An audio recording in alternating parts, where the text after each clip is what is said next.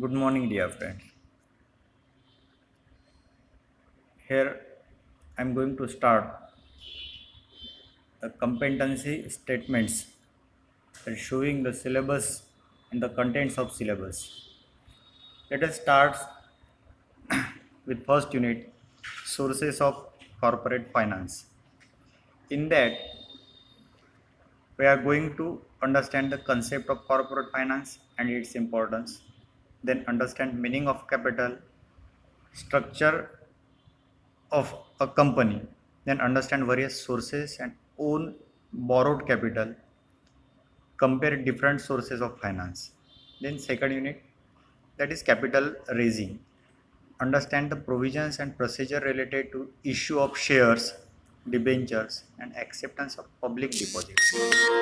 Then secretarial correspondence, develop communication skill related to members, debentures holders and deposit holders.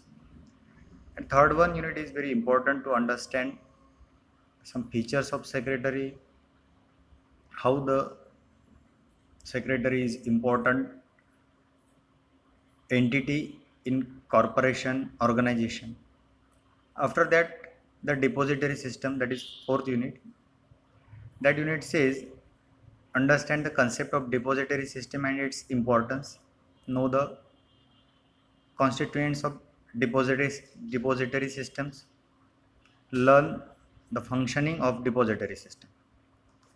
Then fifth unit, that is payment of dividend and interest. Understand the concept of dividend and interest.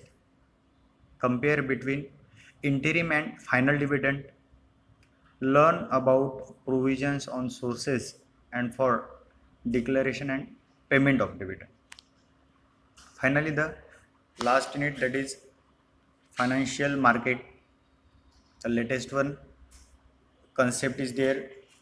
Understand the meaning of financial market, know the types of financial markets, then learn about the different types of financial instruments, understand the meaning of functions of stock exchange, know about BSE and NSE, that is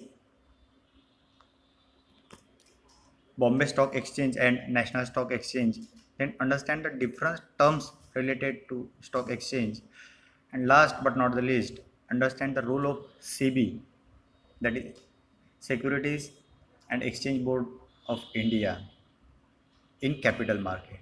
So dear students, this is the overview of our syllabus, a new design syllabus of ASP. Thank you.